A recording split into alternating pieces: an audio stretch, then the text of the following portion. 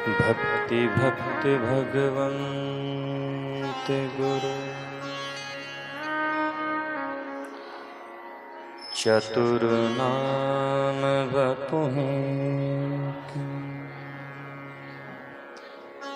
इनके पग बंधन की।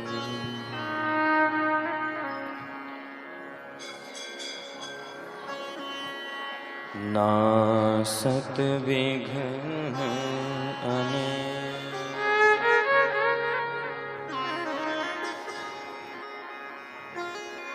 वागर्था विवसुंकृतो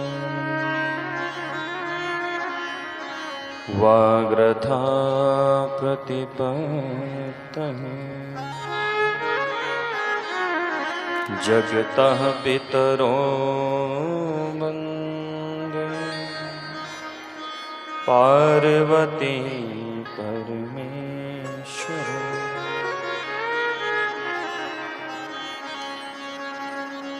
मालिनीं नमस्तुभ्यं हेमशैला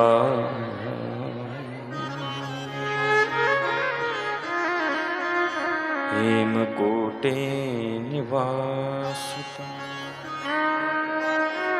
मालिनी उपत्यकानाथं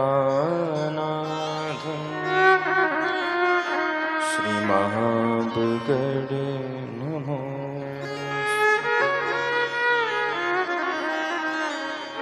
बोलिए शंकर भगवान की जय, साचे दरबार की जय, शिव महापुराण की जय, काशी विश्वनाथ की जय, कोटीश्वर भगवान जय हो। ओम नमः पार्वती पतये हर हर हर महादेव शंभो। आई एक क्षण भगवान के चरणों में वंदन करते हुए सभी लोग बड़े प्रेम के संग में तालियों के संग में गाइए। सभी भक्तजनों को विशेष सूचना, जो जिन्होंने हवन में आहुति नहीं दी है वो कृपया करके हवन में जाके आहुति दे सकते हैं।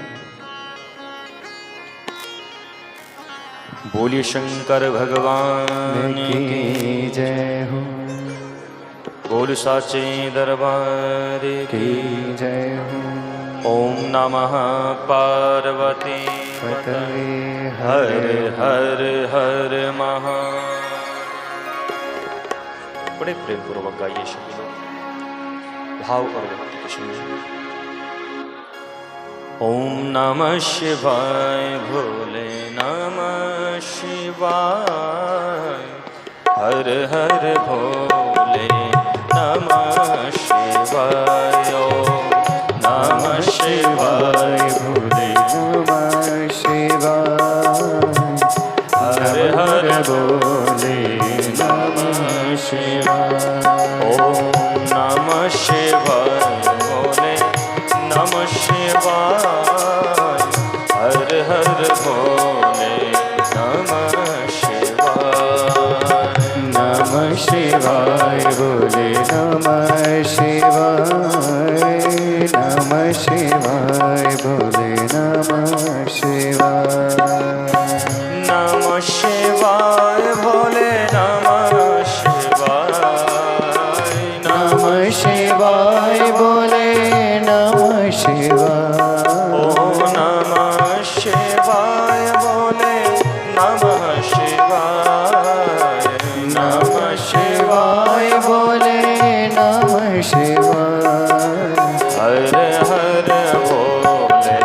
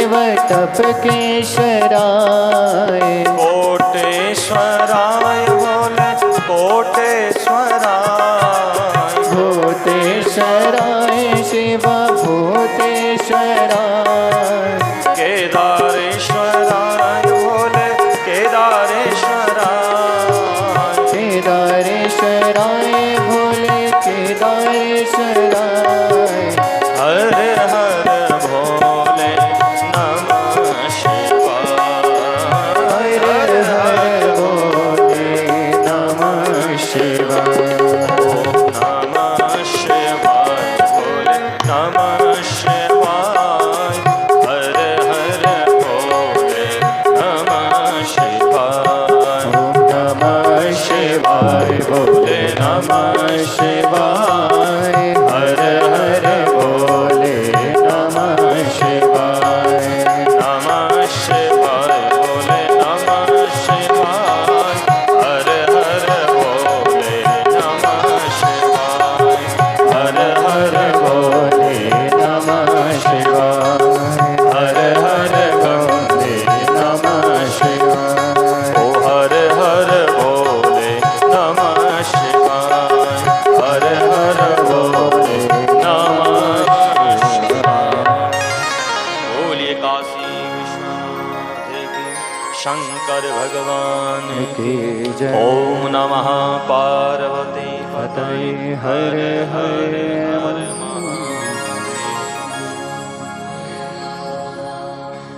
जय हो प्रातः स्मरणीय वंदनीय देवादिदेव भूत भावन भगवान भोलेनाथ माँ अम्बा सहित चरणों में वंदन करते हुए शिव महापुराण की इस पावन संहिता के स्वरूप में विराजमान मेरे बाबा, मंडप में विराजमान 33 कोटि देवी देवता, पतित पावनी माँ गंगा, माँ यमुना, माँ सरस्वती, देवताओं की सिद्ध भूमि, पवित्र भूमि, तपस्थली, यहाँ पावन भूमि के इष्ट देवताओं के चरणारविंद नमन वंदन, भगवान के प्राण प्रिय संत विद्वज्जन चरणानुरागी श्रोता वृंद, श्रद्धामयी मातृशक्ति विश्वास पुरुषन, दूर दूरस्थ से आए हुए आगंतुक सभी महानुभावों का व्यासपीठ से बहुत बहुत स्वागत। और वंदो दिवस जात नहीं लागई वारा, धीरे धीरे सने सने मंद मंद गति से आज हमारा यह जो 11 दिनों का यज्ञ चल रहा था, अब कुछ ही समय के पश्चात विश्राम की ओर है और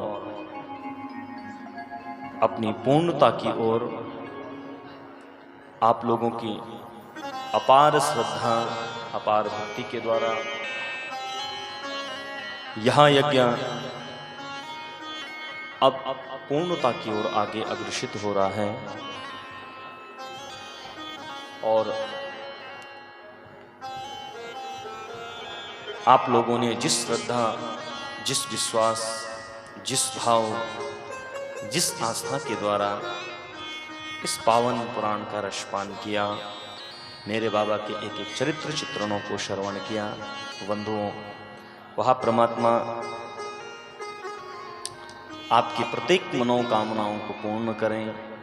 आपके घर परिवार, कुटुंब, इष्ट बंधु जना सब लोग स्वस्थ रहें, आरोग्य रहें और भगवान की पावन कथा का रसपान करते रहें, ऐसी कामना के संग में आइए बंधु कथा में प्रवेश करते हैं। विगत 10 दिनों से हमने बाबा के अनेकों चरित्रों को सुना, कैसे कैसे अवतार मेरे बाबा ने धारण किए, कैसे कैसे मेरे बाबा ने अपने भक्तों पर अनुग्रह किया, भक्तों के जीवन को चरितार्थ किया। और उसी क्रम में बंधुओं, मेरे बाबा का एक और दिव्य अवतार होता है कि भगवान एक बार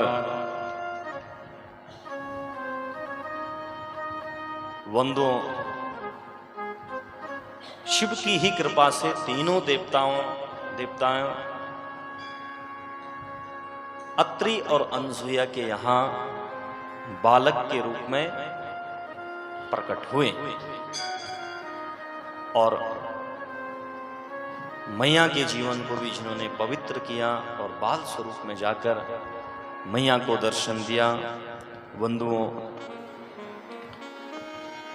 भगवान शिव ने दुर्वासा का रूप धारण किया और अत्रि और अनसुईया के यहाँ बाबा उस रूप में प्रकट होते हैं।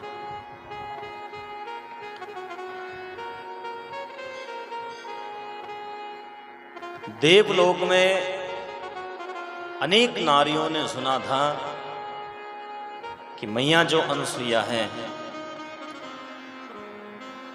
अपने पतिव्रता धर्म की इतनी पालन करता है, पतिव्रता धर्म का पारायण करती हैं।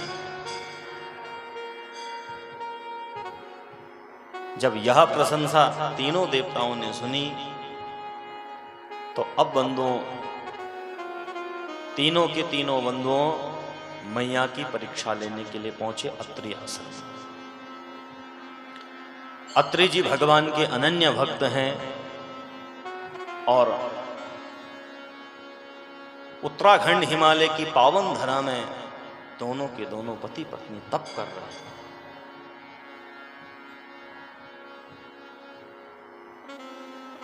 इधर अत्रि महाराज तप में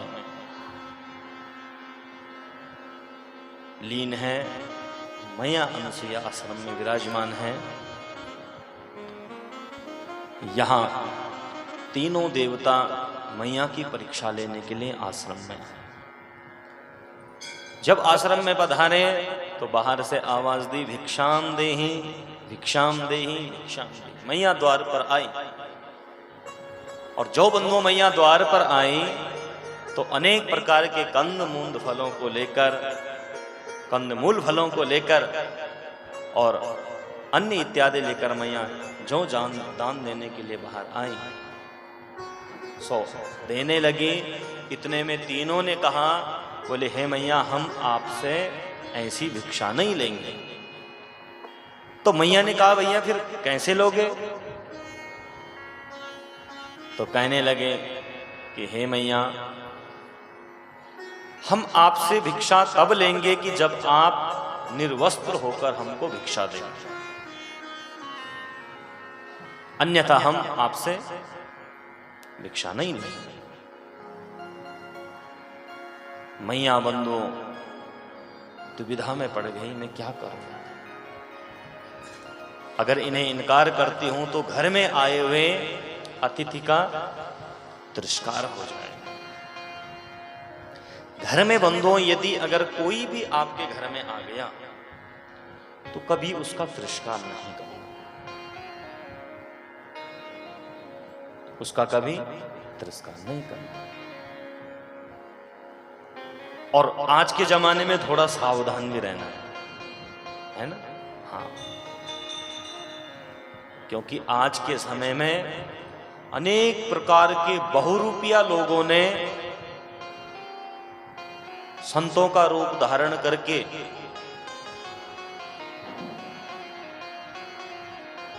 सब इधर उधर नगर नगर गांव गांव में घूम रहे हैं, नगर नगर गांव गांव में मांग रहे हैं। अब न जाने कौन क्या है, कैसा है, कहां का है, कहां से आया है, किस उद्देश्य से आया है।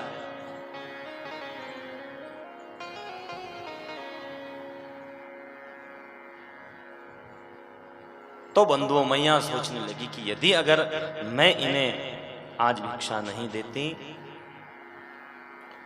तो आए हुए अतिथि का तिरस्कार हो जाएगा। सनातन धर्म कहता है अतिथि देवो भव।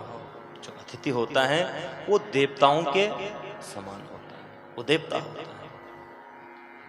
अब अतिथि किसे कहा जाता है? अ मने नहीं, तिथि मने दिन। जिसका आने का कोई दिन निश्चित ना हो वो अतिथि है ना? अब आप फोन करके किसी के यहाँ जाओगे तो आप अतिथि नहीं हैं, या कोई फोन करके आपके यहाँ आए वो अतिथि नहीं है। अतिथि कौन है? अतिथि वह है कि जिसका आने का दिन ना समय का ज्ञान ना हो, जो अचानक से आपके घर में, वो अतिथि है। पहले के समय में जो माताएं लोग होती थी गांव इत्यादि में, तो जब भोजन बनता था तो हमेशा हर घर में लगभग 2 लोगों का भोजन अतिरिक्त बनता था। कि हो सकता है कि कहीं हमारा भोजन करने का समय हो और तभी कोई एकदम से आ जाए, तो हमारा चाय पीने का समय हो और कोई उस समय आ जाए तो, और कई मोक्त चाय कितला उतर दी छो चूल्हा मिट्टी है ना। हाँ, पुराने जो लोग होते थे, कोई भी मार्ग में आ रहा है जा रहा है, लोग ढाकर लेते जंद छ, और कोई भी आ रहा है सो आवाज दे देकर आओ बैठो जल पियो।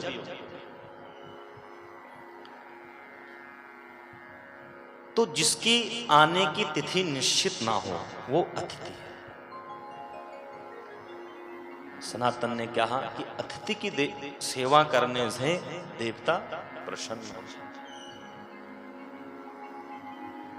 मातृ देवो भव, पितृदेवो भव, आचार्य देवो, ये सब देवता के समान है, देवताओं के समान है, ये कोई साधारण नहीं है। ये चारों साक्षात देवता हैं। जैसे दुकानदार हर ग्राहक में भगवान का दर्शन करता है, ऐसे ही गृहस्थी हर अतिथि में मानो देवताओं का दर्शन किया करता है।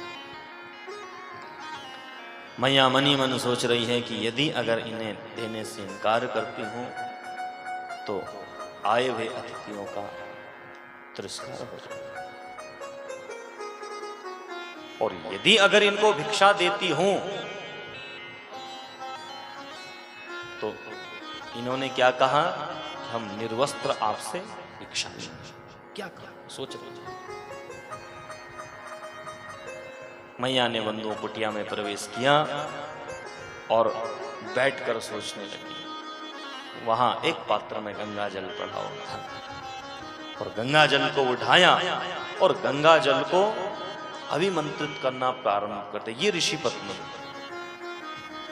और कहते कि अत्रि जहां तप कर रहे थे, इस मैया के ही तेज बल से, मैया के ही प्रताप से ये गंगा की अनन्य भक्त थी, तो इन्होंने गंगा को ही वहां प्रकट कर दिया था अनसुईया ने।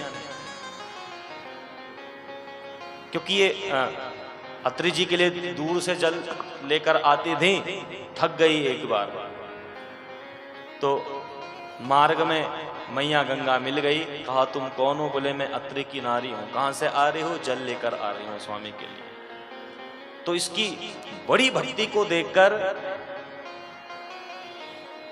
इसने पूछा आप कौन है? बोले मैं ही तो गंगा हूं। बोले मैया एक काम करो, मुझ पर अपनी कृपा कर दो और सो यहीं प्रकट हो जाओ।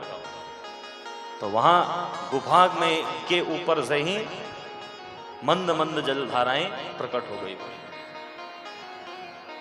तो सो इस पवित्र जल को अनसुईया ने रखा हुआ था और जल को अभिमंत्रित करना प्रारंभ किया और हाथ जोड़कर निवेदन किया, हे गंगे मैया, आज मेरे गृहस्थ की, आज मेरे पतिव्रता धर्म की परीक्षा होने जा रही है, और यदि अगर मैंने सच्चे हृदय से तुम्हारा पूजन किया है, तुम्हारी भक्ति की है, मेरे पति ने सच्चे हृदय से भक्ति की है और मैंने पतिव्रता धर्म का पालन पारायण किया है सच्चे हृदय भाव से, तो जैसे ही मैं इस गंगा के जल को इनके ऊपर प्रोक्षण करूं, ये तीनों के तीनों बालक के रूप में अवतरित हो। और इतना कहकर बंधुओं गंगा के जल को लेकर आए। तीनों से कहा, बोले तीनों खड़े हैं। बोले एक काम करो, थोड़ा सा गंगा का जल आपके ऊपर डाल दो। बोले कहो देवी क्यों? बोले जब कोई भी आता है तो सबसे पहले हम जल से ही तो उनका स्वागत करते हैं ना। जल सहित। और बोले ये तो आश्रम की कुटी है, आश्रम में बड़ी पवित्रता होती है, बड़ी पवित्रता के संग रहना पड़ता है। तो बोले हमारे यहाँ का विधान है कि पहले जल से ओम अपवित्र पवित्रो वा सर्वावस्थान गतोपि वा यस्मरेत पुंडरीकाक्ष सवाया आभ्यंतर शुचि। जल से प्रोक्षण किया जाता है, पवित्र किया जाता है। बोले ठीक है मैया, जैसे आपका नियम है आश्रम का, आप वैसे कीजिए। सो मैया ने बंधुओं कमंडलू से गंगा के जल को उठाया और जैसे ही इन त्रिदेवों के ऊपर गंगा के जल से प्रोक्षण किया, देखते ही देखते तीनों के तीनों मानो 6-6 माह के शिशु बन गए हों। तीनों के तीनों शिशु बन गए। अब मैया ने इनको उठाया और तीनों को उठाकर लेकर आई अंदर, कुटिया में लेकर गई। अब मैया ने कहा अब तुम्हें पहले भिक्षा दूं कि तुम्हें पहले दूध पिलाऊं?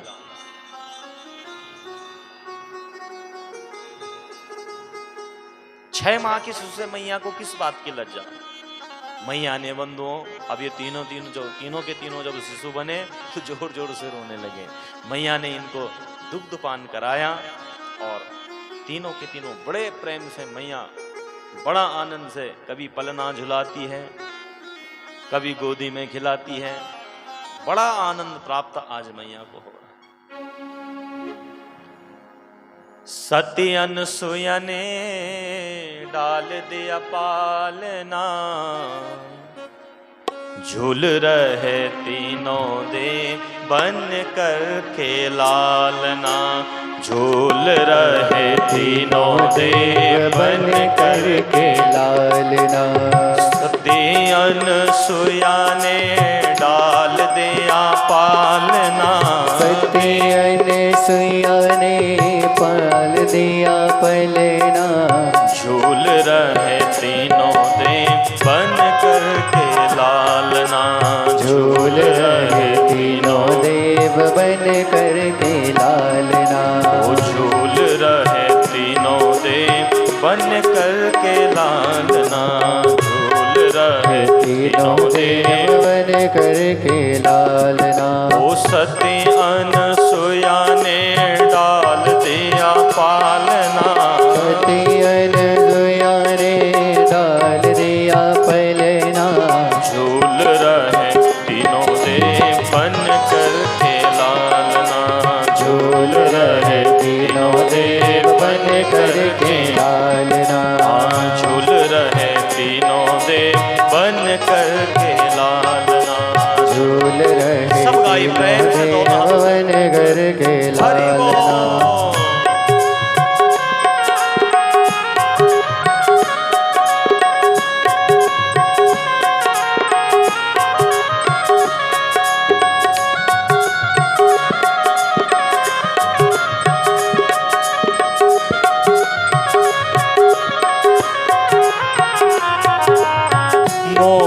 खुशी के आज फूलों न समावे। मोर खुशी के आज फूल न समावे। गोदी में खिलावे कभी पालना झुलावे। गोदी में खिलावे कभी पालना झुलावे। आज मेरे भाग्य की कौन करे सराहना। आज मेरे हाथ की ठोकरे सवारना। झूल रहे तीनों देव बन कर के लालना। झूल रहे तीनों देव बन कर के लालना। ओ झूल रहे तीनों देव बन कर के लालना। झूल रहे तीनों देव बन कर के लालना। आज बड़ी प्रसन्न हो रही है मैया। कभी बंदों पलना झुलाती हैं, कभी गोदी में झुलाती हैं। एक को हाथ गोदी से पकड़ती है, दोनों को पलने में झुलाती है। तब तक दूसरा रोना शुरू कर देता है। इसको चुप कराती है, तीसरा रोना शुरू कर देता है। लेकिन मैया बड़ी प्रसन्न हो रही है। ये मेरा सौभाग्य है। मैया जानती है त्रिदेव हैं तीनों, तीनों के तीनों मेरे यहाँ आनंद बनकर आए हुए हैं। आए तो थे परीक्षा लेने, लेकिन खुद परीक्षक बन गए, खुद परीक्षार्थी बन गए। कौन ब्रह्मा बनकर सृष्टि चलावे, कौन ब्रह्मा बन करके सृष्टि चलावे, नंदी पर बैठ कौन डमरू बजाए, नदिया पे बैठ कौन डमरू बजाए। भारत की देवियों से आज पड़ा सामना, भारत की देवियों से आज पड़ा सामना। हाँ, झूल रहे तीनों देव बन करके लालना, झूल रहे तीनों देव बन करके लालना। वो झूल रहे तीनों देव बन करके लालना, झूल रहे तीनों देव बन करके लालना। तभी बंधुओं ब्रह्मा जी आए, तीनों रानियों से पूछा, बोले तुम्हारे स्वामी कहाँ हैं? बोले भैया वो तो हमारे ही कहने पर परीक्षा लेने गए हैं। किसकी? अनसुईया की परीक्षा लेने। बोले परीक्षा लेने गए हैं कि परीक्षा देने गए हैं? मैया ने कहा देने का मतलब? बोले वहां 6-6 महीने के बालक बन बैठे हैं, मुझे तो ये लगता है कि वही अब परीक्षार्थी बन गए। बोले हे नारद तुम जल्दी जल्दी जाओ, सृष्टि को कौन चलाएगा, डमरू कौन बजाएगा, पालन कौन करेगा, तुम जाओ। नारद जी ने कहा, बोले ठीक है मैं जाकर देखता हूं जरा। नारद जी वहां आए, नारद जी ने देखा, ते समय नारद जी आए, ते समय नारद जी आए, तीनों बाल देख के खूब घबराए, तीनों लाल देख करके खूब घबराए। कभी रोए कभी फुलाए अपनों गालना, कभी रोए कभी फुलावे अपनों गालवा। झूल रहे तीनों देव बन करके लालना, झूल रहे तीनों देव बन करके लालना। वो झूल रहे तीनों देव बन करके लालना, झूल रहे तीनों देव बन करके लालना। वो झूल रहे तीनों देव बन करके लालना, झूल रहे तीनों देव बन करके लालना। झूल रहे तीनों देव बन करके लालना, झूल रहे तीनों देव बन करके लालना। नारद जी आए और नारद जी ने जैसे ही देखा मैया के चरणों में वंदन किया। बोले मैया ये कौन है? मैया ने कहा ये तीनों मेरे लाल हैं। बोले मैया धन्य है तू। इधर जैसे ही नारद जी की पवित्र वाणी को देवताओं ने सुना, नारद जी की ओर एक टकी देखने लगे। कोई रोता है, कोई गाल फुलाता है। नारद जी ने कहा, बोले भैया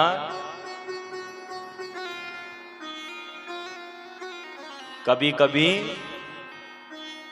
मनुष्य को हर समय अपने आप को ही चतुर नहीं बनना चाहिए, है ना?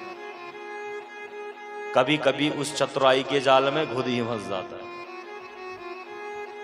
बोले तुम आए थे तो इनकी परीक्षा लेने आए थे, लेकिन खुद परीक्षार्थी बन बैठे हो। बोले हे नारद कुछ करो, हमको मुक्त कराओ। बोले मैं क्या करूं? भाई मैया से कौन कहे और क्या कहूं मैं? अरे क्यों इतने चतुर बन बैठे थे? तुम्हें एक बार भी भान नहीं हुआ कि ये भारतीय नारी है और वो भी ऋषि पत्नी। यहां की तो हर देवी, हर मां, हर बहन, हर बेटी देवी के रूप में पूजी जाती है, और ये तो ऋषि की पत्नी है, बड़ी तपस्या वाली। और इसी की परीक्षा लेने के लिए तुम आए? बोले महाराज गलती हो गई, अब की खाई सो खाई, आगे से राम दुहाई। अब आगे से ऐसा नहीं करेंगे। बोले आगे से तो तब करोगे ना जब अभी यहां से मुक्त होगे, अभी तो पलने में झूले पड़े हो, बस घूमते रहो, झूलते रहो, रोते रहो तीनों की तीनों। बोले नारद कुछ तुम्हें ही करना पड़ेगा। नारद जी ने कहा ठीक है, चिंता ना करो, सोचता हूं कुछ। तो बंधुओं, अपने आप को ही शेर नहीं समझना चाहिए। कभी कभी तो शेर को भी सवा शेर मिल जाता है ना। मैं ही चतुर हूं या मैं बहुत चतुर हूं, चतुर्वान व्यक्ति भी कभी कभी बुरा फंस जाता। एक सज्जन था, अब ये बड़ा चतुर, चतुराई ऐसा करता था, कंजूस भी था। बाजार इत्यादि जाएं तो घर से पुराने पुराने सड़े सड़े नोट लेकर, जो कहीं ना चले उन्हें लेकर बाजार में। अब जब दुकान बढ़ाने का अंतिम समय हो जाए या जिस दुकान में ज्यादा भीड़ रहे, भीड़ भाड़ में जाकर सामान खरीद कर पुराना नोट देकर निकल पड़ा। इसके पास एक 5 रुपए का फटा नोट था पुराना। 100 उस पर टेप लगाई। अब पहले ढूंढते रहे भैया कहाँ जाऊं। याद आया कि जो कहीं नहीं चढ़ता वो कहाँ चढ़ जाता है, कहाँ चढ़ जाता है, मंदिर में। लेकिन भैया हाँ, मंदिर के जो अधिकारीगण हैं वो बहुत बुद्धिमान है। उन्होंने ठक से सीसीटीवी लगा दिया है ना। अब मैं इनकी नजर में ना आ जाऊं, मैं नजर में ना आ जाऊं इनके, क्या करूं, सोचने लगा। सोचते सोचते बंधुओं ट्रेन में यात्रा कर रहा था। अब इसको था अखबार पढ़ने का बड़ा शौक, अखबार पढ़ने का शौक था। किसी सज्जन ने कहा, बोले भैया 5 रुपए है बैंक में दे दो, इधर उधर खटे पटे नोट चल जाते हैं, 3 रुपए तो मिल ही जाएंगे तुम्हें। बोले नहीं, पूरे 5 में चलाऊंगा, इससे 1 रुपए कम नहीं, 1 पैसा कम नहीं। रखा जेब में, ट्रेन में या सफर कर रहा है, यात्रा कर रहा है। इतने में सुबह सुबह रेलवे स्टेशन में एक सज्जन व्यक्ति अखबार बेच रहा था। अखबार ले लो, अखबार ले लो, अखबार ले लो, अखबार ले लो। इसने कहा ये बिल्कुल सही समय। अब बंधुओं यहाँ ट्रेन का रुकने का लगभग आधा घंटे का समय था। आधा घंटे से चुपचाप बैठा रहा। क्या सोच रहा है कि जो ट्रेन चलेगी तभी अखबार खरीदूंगा। सो लेते करते जैसे ही ट्रेन ने चलना प्रारंभ किया, रेलगाड़ी चलने लगी, इतने में इसने कहा, अरे पेपर वाले भैया जल्दी आ, जल्दी आ, ट्रेन चल रही है। दौड़ते हुए आया, हाँ कहिए कहिए। बोले ला 1 पेपर दे। और 100 पेपर वाले ने पेपर पकड़ाया और इसने 5 रुपए उसके हाथ में पकड़ाया। ट्रेन यहां से निकल पड़ी। बड़ा प्रसन्न हुआ, वाह, जो कहीं नहीं चला यहां मैंने चला दिया। इसे बोलते हैं चतुर। अन्य यात्रियों ने पूछा, बोले महाराज कितने चतुर हो तुम, क्या किया तुमने? बोले महाराज इतना चतुर हूं कि वो टेप वाले नोट से मैंने अखबार खरीद लिया। अब इतना चतुर हूं, इतना बुद्धिमानी हूं मैं। बोले भैया वास्तव मानना पड़ेगा। इतने में एक सज्जन ने कहा, दृष्टि डाली। बोले भैया जरा देखना, पेपर देखो जरा, दिखाओ तो जैसे ही पेपर खोला गया, देखा तो पेपर 1 महीना पुराना। बोलिए शंकर भगवान के जय हो। सो अपना माथा पटक लिया ट्रेन के डंडे से। तो बंधुओं, जो नित्य प्रति पेपर बेच रहा है वो भी जानता है उसका रोज का काम है, न जाने उसके पास कितने ऐसे लोग आते हैं।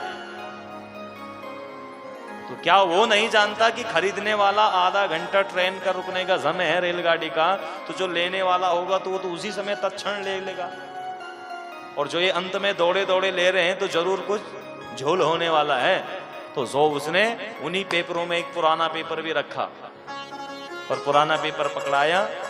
बोले भैया फटे हुए नोट में तो जो अच्छे खासे 3 रुपए मिल रहे थे, तो उससे भी हाथ धो बैठे। बोलिए शंकर भगवान के। तो नारद जी ने कहा, बोले हे देवताओं, ऐसे ही तुम्हारे संग में भी हुआ। बड़े बुद्धिमानी समझते थे अपने आप को।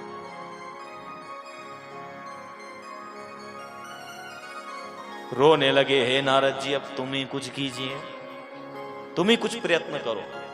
तो नारद जी ने कहा, बोले भैया मैया से मैं तो नहीं कहूंगा, बड़ी पतिव्रता नारी है, पता चला थोड़ा सा जल मेरे ऊपर भी डाला, सो तुम तो फंसे फंसे, मैं क्यों फंसू भाई। नारद जी निकल पड़े, तीनों देवियों के पास गए, बोले देखो तुम्हारे पति मुझे मिल तो गए हैं, लेकिन तीनों के तीनों अनसुईया के यहाँ नन्हे बालक बने हैं, दुधमुहे बालक बने हैं। अब तुम जाओ और उनको लेकर आओ। बोले नारद जी आप ही लेकर आओ। बोले ना ना ना भाई, तुम्हारा आपसी मामला है, तुम खुद निपटो। क्यों कहा तुमने परीक्षा लेने के लिए? तीनों देवियां आई और मैया के पास, मैया के चरणों में वंदन किया। मैया ने सौभाग्यवती का आशीर्वाद दिया। बोले तुम तीनों कौन हो? अब तीनों बड़ी शर्मिंदगी से कहने लगी। बोले मैया सच कहीं रहे आपसे फिर? बोले हाँ बताओ कौन हो तीनों? बोले यूं तो हम तीनों देवियां हैं, लेकिन अब तो आज के बाद आपकी बहू बन गई। बहू बन गई? कहां से मेरी बहू बन गई भैया? बोले जो ये तीनों तुम्हारी पलने में झूल रहे हैं ना, ये हमारे पति हैं। बोले मैया इन्हें मुक्त कर दो। मैया मनी मन सोचने लगी, ऐसा कहीं देखा आपने कि बेटा तो है 6 महीने का और बहू है 10-12 फीट लंबी चौड़ी है। कहा मैया मुक्त कर दीजिए, क्षमा करना, हमने ही इनसे कहा था।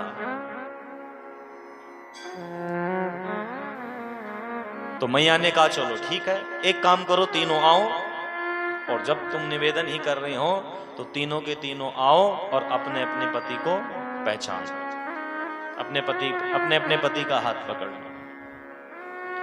जैसे ही तीनों रानियां देख गई, देखा तो तीनों का बिल्कुल एक स्वरूप, एक जैसे तीनों के तीनों दिखने। अब तीनों के तीनों कभी एक को पकड़ती, कभी दूसरे को, एक कहती ये मेरे वाले हैं, दूसरी बोलती ये मेरे वाले हैं। मैया ने कहा क्यों, क्या हुआ? अभी तक कुछ फैसला हुआ नहीं?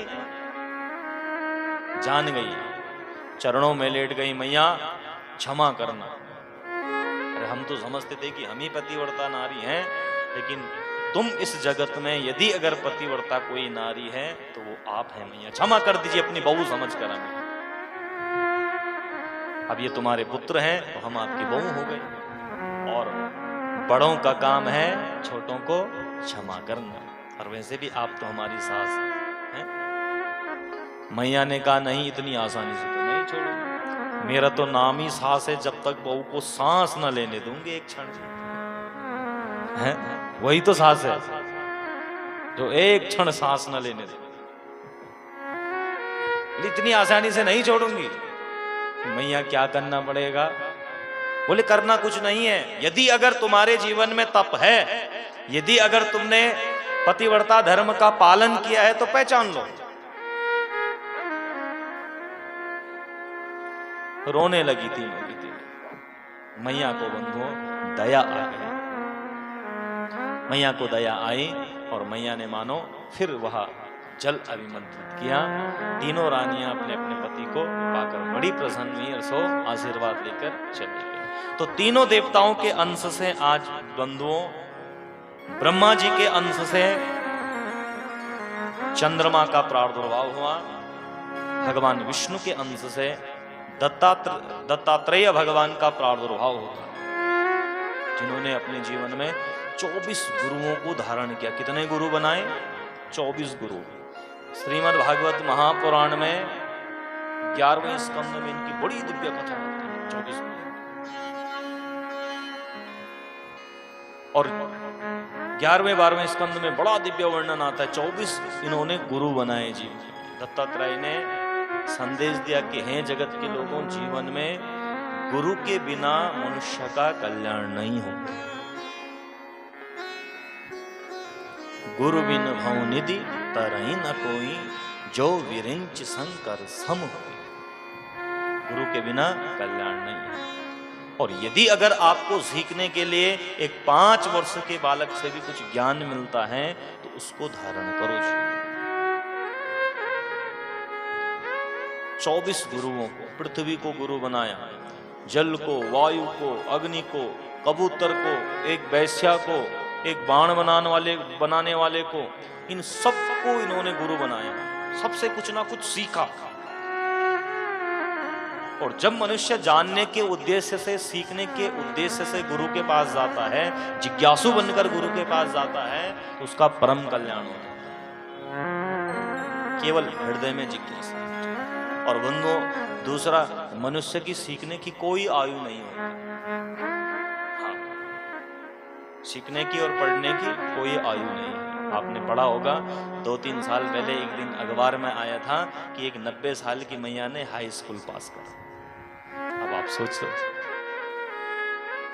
जब उनसे पूछा गया कि भैया अब आपने ये क्यों पढ़ाई लिखाई की, अब आप तो खुद पढ़ाई की यात्रा में चल रहे हो, बोले पढ़ने लिखने की कोई आयु नहीं होती, जीवन में ज्ञान प्राप्त करने की कोई आयु नहीं होती, सत्संग सुनने की कोई आयु नहीं है। बचपन से ही सत्संग को सुनो, बचपन से ही सज्जन लोगों का संग करो।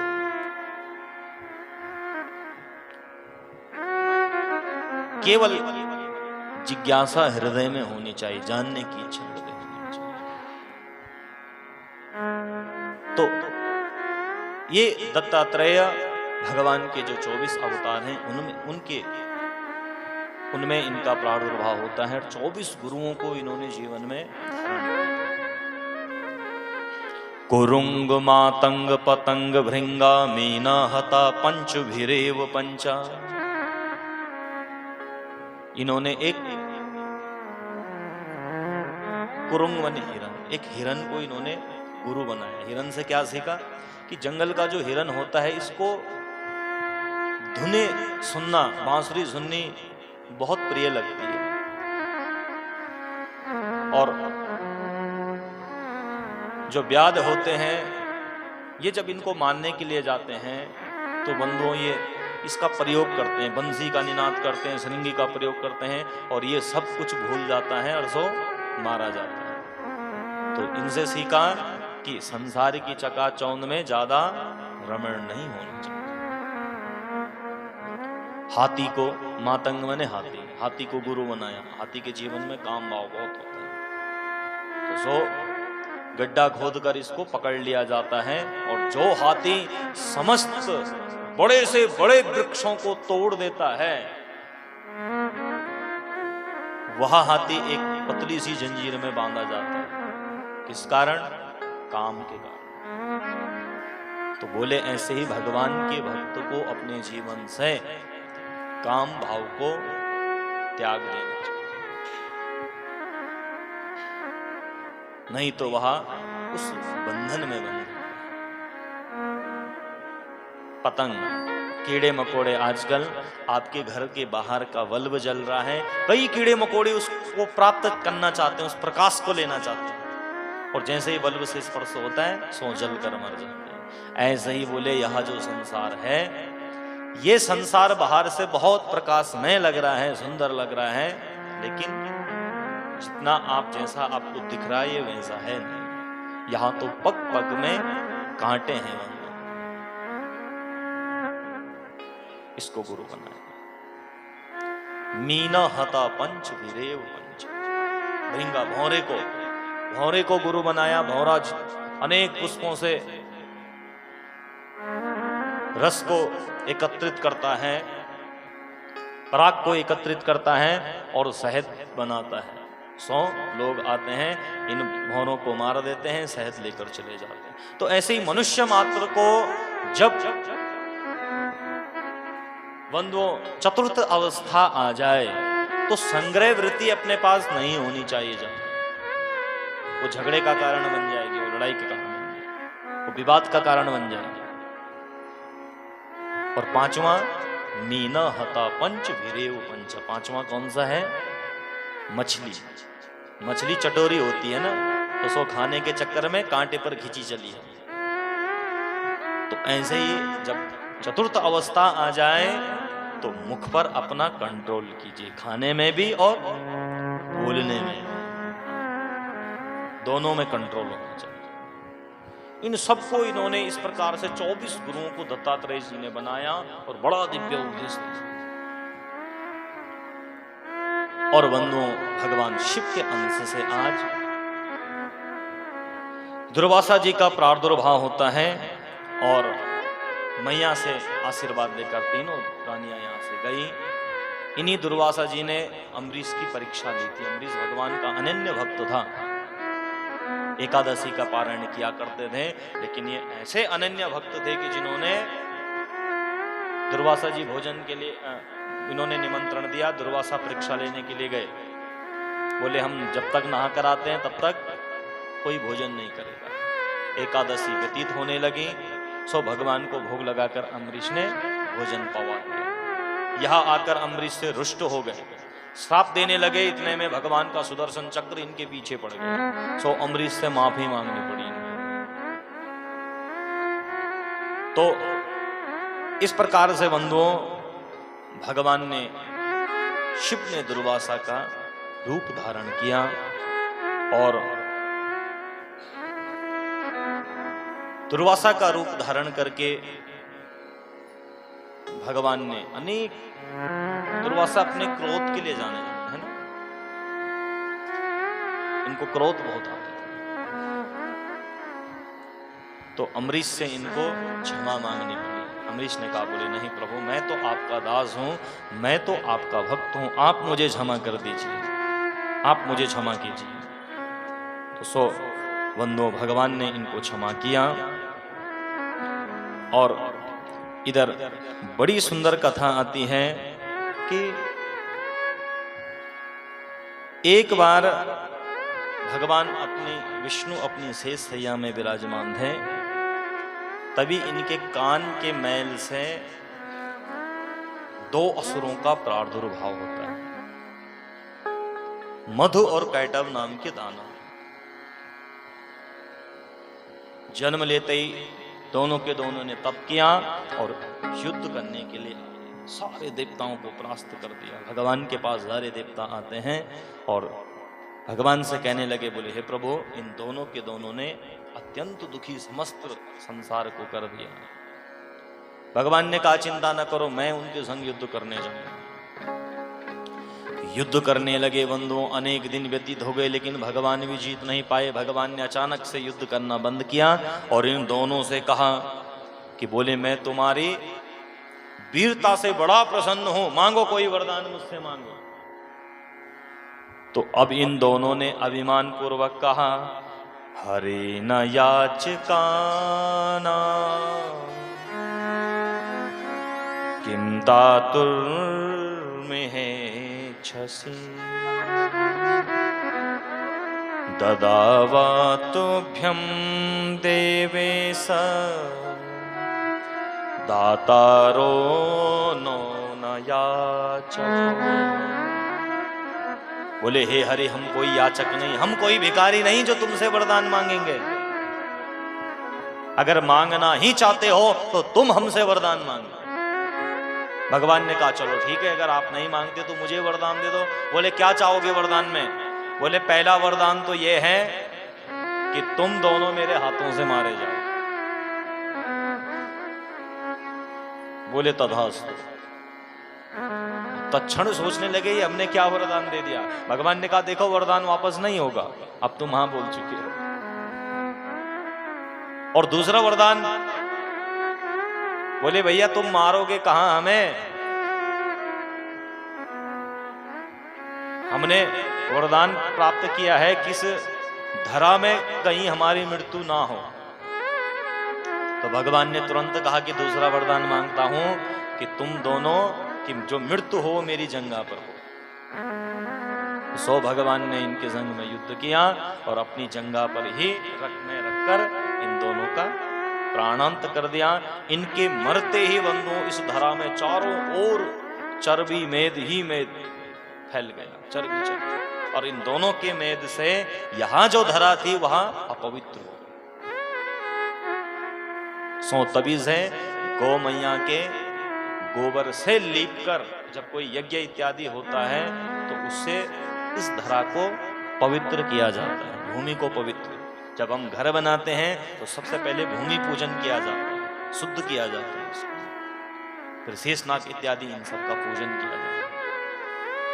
जब कोई भी पूजन होता है तो यजमान के हाथ प्रक्षालन के बाद सबसे पहले पृथ्वी का ही पूजन होता है, पृथ्वी को ही शुद्ध किया जाता है पहले।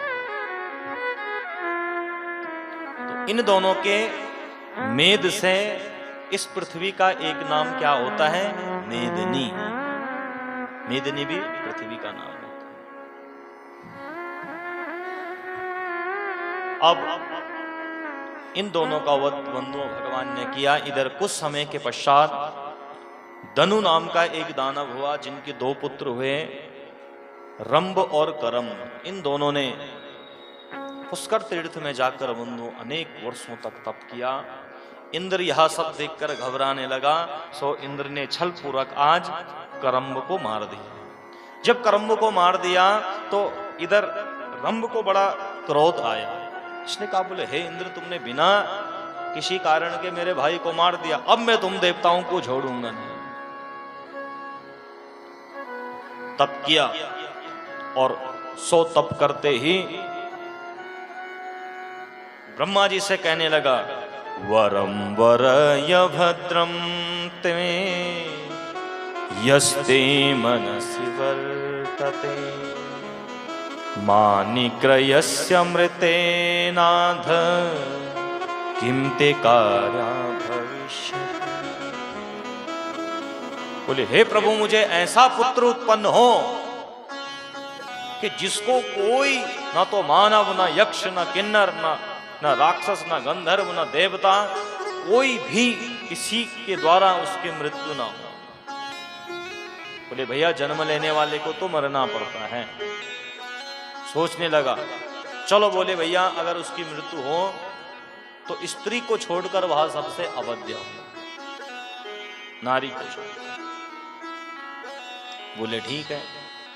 अब बंधुओं, इधर एक दिन इसने एक महिषी को देखा और सो कामासक्त होकर आज महिषी के द्वारा एक पुत्र का जन्म हुआ, जिसका नाम रख दिया इसने महिषासुर। और महिषासुर को आज्ञा दी, बोले जाओ बेटा, इन देवताओं ने तुम्हारे चाचा को मारा, तुम्हारे पितु कनिष्ठ पितु को मारा, इसलिए इन सबको यहां से स्वर्ग से भगाओ, स्वर्ग खाली करो। यहां गया बंधुओं, अपने संग में अनेक सैनिकों को लेकर नमुची नाम के दूत को भेजा और इंद्र से कहा, जाकर अपनी राजधानी को छोड़कर भागो। सो सब देवताओं को मार मार कर इधर उधर भगाने लगे। सब देवता त्राहिमाम त्राहिमाम त्राहिमाम करते करते सो इधर उधर भागने लगे, इधर उधर दौड़ने लगे। अब बंधुओं, तभी जब सबके सब देवता हार गए तो ब्रह्मा जी युद्ध में, ब्रह्मा जी के पास गए, ब्रह्मा जी को भी भगा दिया। भगवान विष्णु युद्ध हार गए, यहां तक कि मेरे भोले बाबा को भी इसने युद्ध में परास्त कर दिया, युद्ध में हरा। अब बाबा ने सारे देवताओं से कहा, बोले भैया अब कुछ ना कुछ करना। सारे देवताओं ने गोष्ठी बैठाई और जो यहां सभा चली रही थी कि उसी समय भगवान शंकर के शरीर से एक दिव्य ज्योति का प्रादुर्भाव हुआ। शंकरस्य शरीरास्तु निसृते महदद्भुतम। उसको देखते ही सब देवताओं को आश्चर्य हुआ। तभी बंधुओं, भगवान ब्रह्मा से भी एक तेज निकला, विष्णु से भी एक तेज निकला और इन तीनों तेज के समावेश से देखते ही देखते एक नारी का प्रादुर्भाव हुआ, जो 8 भुजाओं में 18 भुजाओं में बंधुओं जिसका प्रादुर्भाव हो गया। बोल जगदम्बे मैया की जय हो। सारे देवता जय जयकार करने लगे। आज तीनों देवताओं की जो शक्ति है, महाकाली, महालक्ष्मी और मां सरस्वती, इसको कहा जाता है त्रिगुणात्मक शक्ति। तीनों देवताओं की शक्ति जब मिलकर एक हुई तो मैया का प्रादुर्भाव। सतरज तम जब तीनों एक होते हैं तो फिर बंधुओं जीवन में प्रकाश आ जाता है, यद्यपि एक दूसरे के विरोधी हैं। जैसे आपके घर में, आप अपने घर में दिया जलाते हैं, दीपक जलाते हैं। दीपक जलाते हैं तो आपके पास तेल है, रुई है और अग्नि है। ये तीनों की तीनों तीन गुण हैं, सत, रज और तम। जो अग्नि है वो तम है, जो सत है वह रुई है और जो तम है वह तेल है। तीनों गुण है।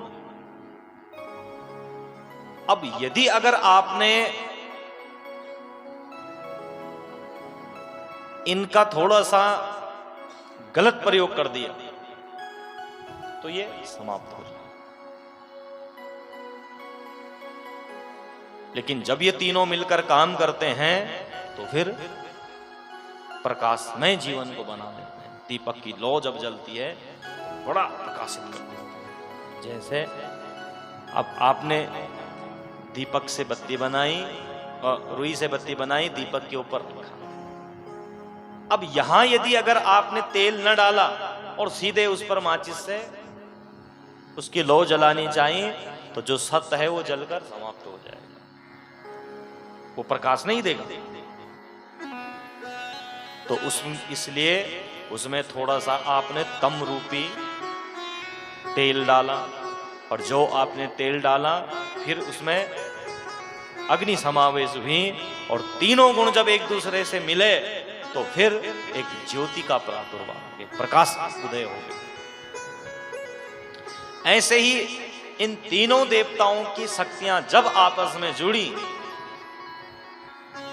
तो आपस में जुड़ने से मां भगवती का प्रादुर्भाव हो गया, और भगवती गौर रूप में बंधु गौर वर्ण का प्रादुर्भाव। सारे देवताओं ने जय जयकार लगाया, और यहां देखते ही बंधुओं भगवान शंकर की तेज से गौर वर्ण हुआ। यम ने अपने घुंघराले बाल मैया को अर्पण कर दिए, अग्नि ने अपने तीनों नेत्र दे दिए, भगवान विष्णु ने अपनी 18 भुजाएं दे दी, समुद्र ने कंठहार दे दिया, भगवान शंकर ने त्रिशूल दे दिया, हिमवान ने मैया को शेर दे दिया, अग्नि ने अपनी शक्ति, ब्रह्मा ने कमंडलू, कुबेर ने अपना पान पात्र, यम ने अपना कालदंड, इंद्र ने बड़ा सा घंटा, यह सब मैया को बंधुओं उन्होंने प्रदान किया। और उन सबको पाकर मैया बड़ी प्रसन्न, बोले कहो देवताओं क्या चाहते हो? बोले मैया महिषासुर नाम के दानव ने सबको त्राहिमाम किया है, आज ही जाकर उस पापी दानव का संहार कर। 100 बंधुओं मैया आज तो बुझाओ में जाकर इन्होंने उससे कहा कि इत्युक्त्वा दारुणा चक्रः, इन्होंने एक दूत को भेजा, बोले जाओ और महिषासुर से कहो कि युद्ध के लिए आए। महिषासुर सोचने लगा अब मुझे कौन ललकारने आ गया, भाई सबको तो मैंने हरा दिया। दूत ने कहा बोले भैया अब की बार कोई नारी आ रही है। बोले नारी आ रही है, चलो। सो युद्ध करने के लिए आया रणभूमि में, और जो रणभूमि में आया तो इसने देखा, बोले हे देवी तुम्हारे हाथों में ये अस्त्र शस्त्र शोभायमान नहीं लग रहे हैं।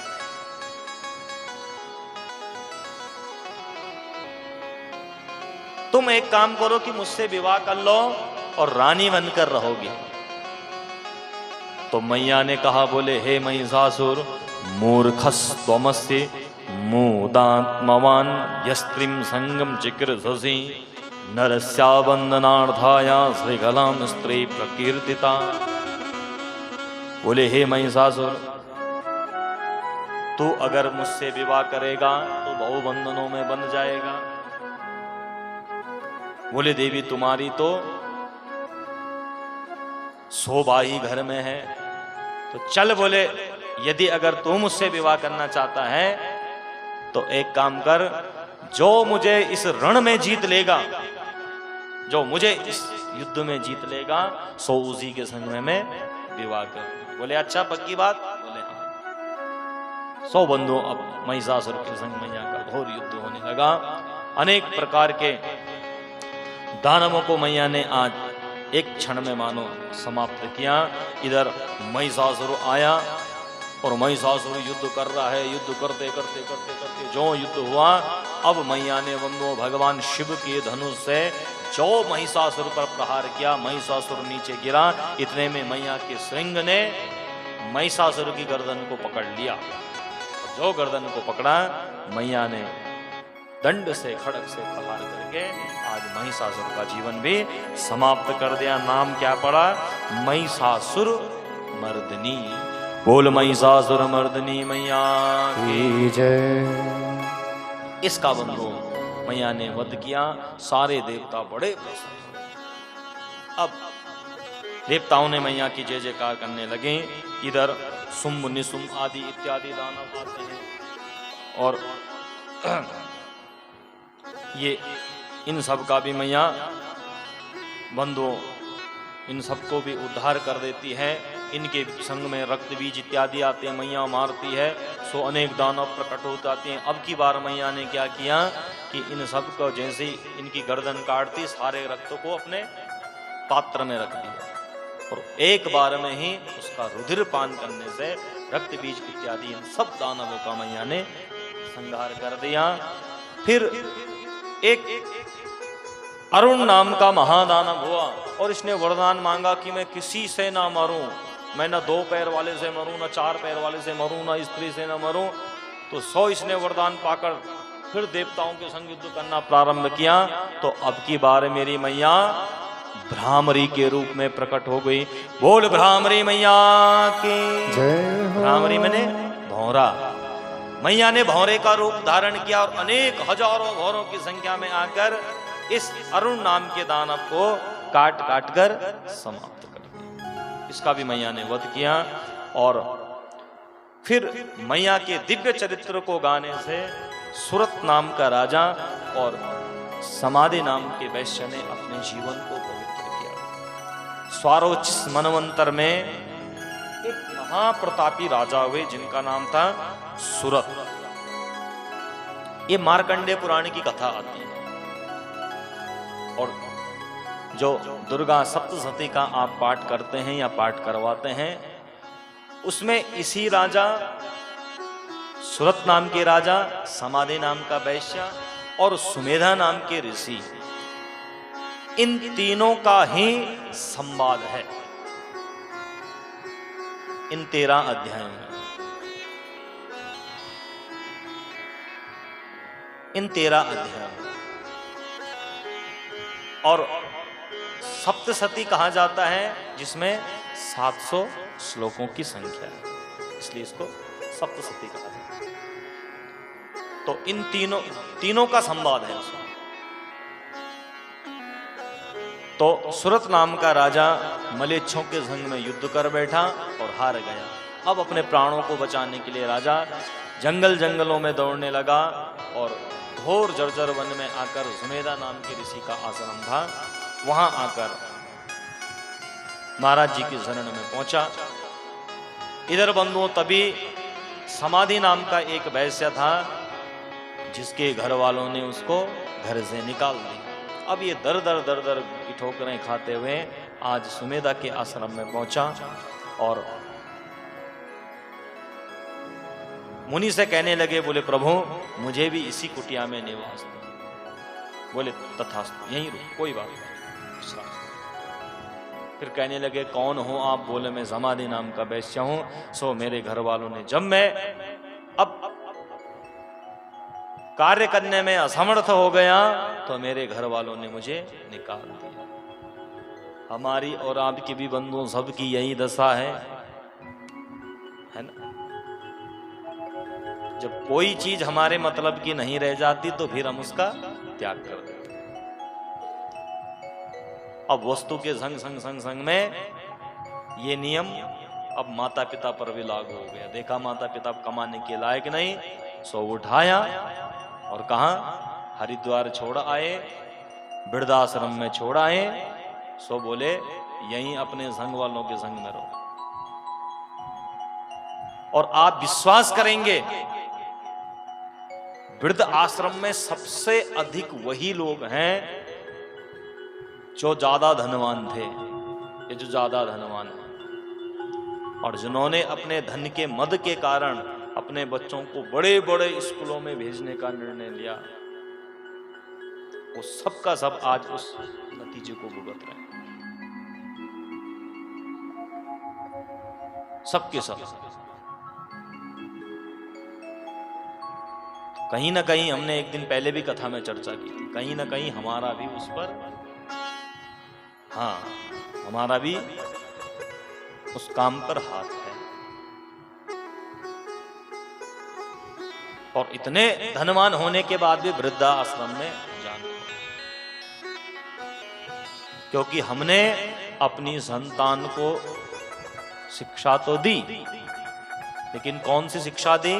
केवल अर्थ रूपी, पैसा कमाने वाली। पैसा कैसे कमाया जाता है, पैसा कैसे कमाया जाता है, केवल यह शिक्षा के लिए हमने उनको स्कूल भेजा, विद्यालय भेजा, कॉलेज भेजा, लेकिन कभी ये नहीं सोचा कि इसके संग संग में इनको संस्कार की शिक्षा भी दी जाए, संस्कार की शिक्षा भी दी जाए। और बंधुओं, यदि अगर किसी विद्यालय, किसी स्कूल, किसी कॉलेज में यदि अगर संस्कार मिलते हों तो वो संस्कार मिलते हैं गुरुकुल में। गुरुकुल के सिवाय कहीं संस्कार नहीं मिलेंगे। शिशु मंदिर में और गुरुकुल में। आज धीरे धीरे हमारा कितना दुर्भाग्य है कि धीरे धीरे सारे गुरुकुल अब बंद होने की कगार में है ना।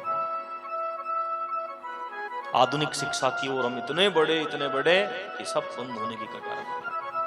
लेकिन रुपए पैसा से सब कुछ खरीद लोगे भाई, सब कुछ अपने बच्चों को दे दोगे, सब कुछ खरीद डालोगे, लेकिन पैसों से संस्कार नहीं खरीद पाओगे। संस्कार आपको किसी भी दुकान पर नहीं मिलेंगे, कहीं भी आपको संस्कार नहीं मिलेगा। उसके लिए तो स्वयं आचरणवान होना पड़ेगा, स्वयं संस्कारवान होना पड़ेगा, और तभी हम उनको संस्कार दे पाएंगे।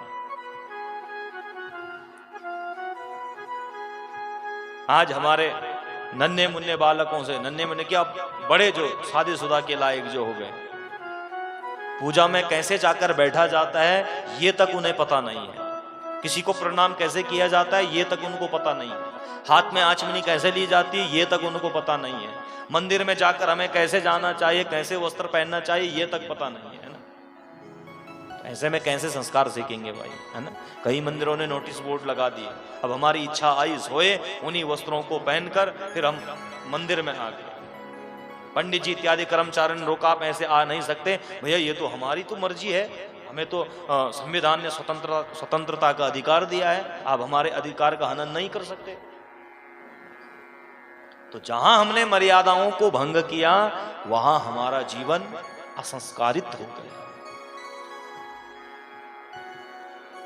हर विद्यालय के, हर ऑफिस के, हर विभाग के अपने अपने नियम होते हैं और कर्मचारियों को नियमों का पालन करना ही पड़ता है।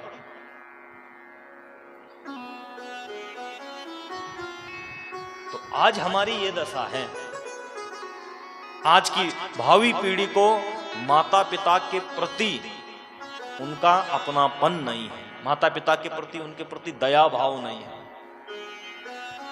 है ना। माता पिता कहीं पड़े हैं तो पड़े हैं, उनको कोई मतलब नहीं। उनका कमरा जाने और केवल खाने के लिए भी बुला कर आए, सो अपनी डाइनिंग टेबल पर बैठे खाना खाया, और माता पिता ने खाया नहीं खाया, घर में कौन आया, कब आया, कैसा आया, कोई मतलब नहीं। ऐसे में कैसे हम संस्कारित होंगे, कैसे संस्कार होंगे। तो कहीं ना कहीं बंधुओं हम भी सम्मिलित हैं कि ठीक समय में हम उनको अपने मंदिरों में लेकर नहीं आए, हमने मंदिर में आना नहीं सिखाया, हमने सत्संग में बैठना नहीं सिखाया, हमने बड़ों का आदर करना नहीं सिखाया। जा बेटा तू पढ़ता रहे बस घर में, है ना।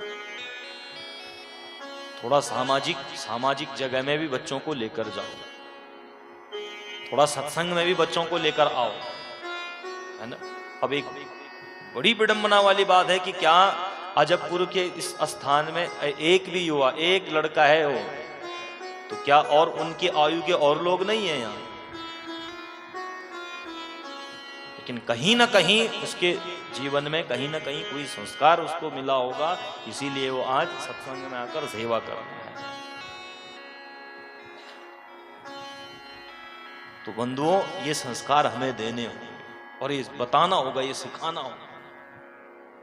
और कल को हमारी यही पीढ़ी कहती है, यही पीढ़ी अपने देवताओं का अपमान कर रही है, यही पीढ़ी अब जिसने अपने माता पिता का अपमान कर दिया, जो माता पिता को नहीं मान रहे वो किसी को क्या माने, है ना। यही पीढ़ी दूसरों के, अन्य धर्मों के लोगों के बहकावे में आकर, अरे उन्होंने तो ऐसा किया, तुम्हारा भगवान तो ऐसा था, बिना जाने बिना पहचाने। सो जो आया बोल, बुरा भरा बोलना प्रार्थना। जिसने जैसा कहा, जिसने जो कहा। तो बंधुओं, यदि अगर संस्कार नहीं होंगे तो जीवन बेकार हो जाएगा। विदेशियों ने सबसे पहले यही किया, उन्होंने भारत के लोगों के संस्कारों को तोड़ा, यहाँ के स्कूलों को तोड़ा, यहाँ के मंदिरों को तोड़ा। सोमनाथ पर गजनवी ने 17 बार आक्रमण किया, है ना। सारे औरंगजेब ने कितने मंदिरों को तोड़ा, कितने लोगों का जबरदस्त धर्म परिवर्तन करवाया। क्योंकि भारतीय लोग, सनातनी लोग अपने धर्म से, अपने संस्कार से, अपनी विद्या बुद्धि से जाने जाते, इसलिए इनकी विद्या बुद्धि को जबरदस्ती इनके मन को बांटा गया, डाइवर्ट किया गया। सो कहीं किताबों में कुछ लिखकर, कहीं उसमें कुछ लिखकर, कहीं देवताओं के संग में लिखकर, है ना। अब एक और कलयुग में एक देवता का और प्रादुर्भाव हुआ, कौन से? साईं भगवान। बंधुओं, किसी भी 18 पुराण, वेद इत्यादियों में कहीं भी उनका कोई वर्णन नहीं है। हमारे संत लोगों ने कहा है, हमारे धर्माचार्य कह रहे हैं, लेकिन हम लोग मानने को तैयार नहीं। कई जगह में हमने देखा कि मंदिर में भगवान शिव नीचे है और उनसे ऊपर उनको बिठाया गया। कहां से आए भाई? कहीं तो उल्लेख होता, किसी पुराण में तो होता, कहीं ना कहीं तो कोई कथा आती, लेकिन हमें इसका पता नहीं है, हमें जानना नहीं है, हमें तो बस भेड़ चाल जानना है ना। और 33 कोटि देवताओं को छोड़कर भी यदि अगर आप इधर उधर भटकते रहोगे तो कभी कल्याण नहीं, कभी नहीं। जानो, अपने सनातन के बारे में जानो, पहचानो, ढूंढो उनको, क्या नहीं है। जो कहीं नहीं मिलेगा वो सनातन में मिलेगा, है ना। और अमेरिका का नासा तो यहीं पर अब सब, परसों जब से चंद्रयान 3 ने अपना इतिहास रचा, सारे देश अब दौड़े दौड़े इनके पास आ रहे हैं, है ना। तो यहां के लोगों को हमेशा दबाने का प्रयत्न किया गया। आपका फेसबुक बनाने वाला लड़का, मैं नाम भूल गया उसका, वो हिंदुस्तान का लड़का था, बेचारे ने गरीबी के मारे वो बेच दिया। व्हाट्सएप इत्यादि सब बनाने, वो सब भारतीय लोग हैं, कोई भी इनमें विदेशी नहीं है, ये सब भारतीय लोग हैं जिन्होंने इनको प्रकट किया, इनको बनाया। लेकिन हम लोगों ने अपने अस्तित्व को खो दिया, अपने संस्कारों को खो दिया। तो जिसने अपना अस्तित्व खो दिया वो जीवन में फिर कुछ नहीं कर सकता। इसलिए अपने बच्चों को संस्कारवान बनाएं, उनको संस्कार दें, उनको मंदिर में आना सिखाओ। रोज मंदिर में 7 बजे आरती होती है, आरती में लेकर आओ। हनुमान चालीसा होती है, हनुमान चालीसा सिखाओ। कोई बात नहीं, आपके पास जितना समय है, जो समय है, लेकिन उनको बताओ, बेटा ये फलाने हैं। हम लोग अनेक घरों में तर्पण देने जाते हैं, माता पिता के बाद अगली पीढ़ी में तुम्हारे दादाजी कौन थे ये पता ही नहीं। हाँ, ज्यादा ना हो लेकिन 3 पीढ़ी तक तो पता होना ही चाहिए, हमारे पूर्वज कौन थे, हम कहाँ से आए और उन्होंने किन किन कार्यों को किया, कैसे उनका कैसे कैसे उनकी कार्यकारिणी रही थी, क्या क्या उन्होंने सत्कर्म किए थे। तो ये सब हमको यही तो कथा सिखाएगी, यही तो संस्कार सिखाएगी। तो उनको छोटे से ही बच्चों को विद्यालय में लेकर, बच्चों को स्कूल में से आने के बाद उनको मंदिर में लेकर आओ, उनको टीका लगाना सिखाओ, उनको आचमनी देना सिखाओ, उनको थोड़ा अपना सनातन धर्म के बारे में बतलाओ। तो बोले मेरे घर वालों ने मुझे घर से निकाल दिया। घर से निकाल दिया। जब मैं कुछ कमाने के लायक नहीं रहा तो घर से निकाल दिया मुझे। अब बंधुओं यह रोने लगा। बोले महाराज, जब मनुष्य की वृद्ध अवस्था को जब मनुष्य पाता है तो बोले हे मुनि, यही दशा मनुष्य की हो जाती है। गात्रम संकुचितम गतिर्विगलिता भ्रष्टाचिदंतावली दृष्टिर्नश्यति वर्धते वधिरता।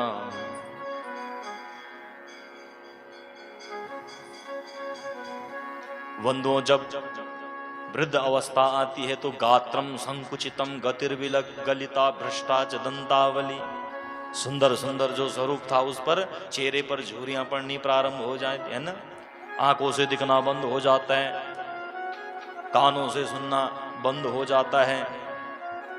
वाक्यम नैव शृणोति बांधव जना, अपने बंधु बांधव किसी को बुलाओ तो कोई वाक्य सुनने को तैयार नहीं है।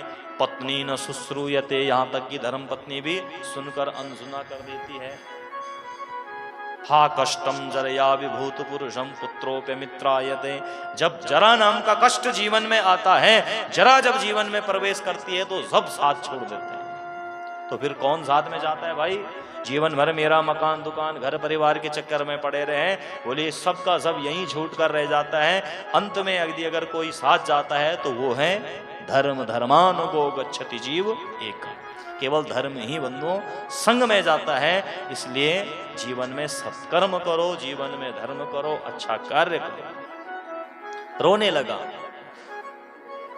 बोले हे समाधि सुमेधा मुनि ने बड़ा दिव्या इनको आशीर्वाद दिया। बोले तुम दोनों के दोनों को मैं एक सुंदर चरित्र सुनाता हूं।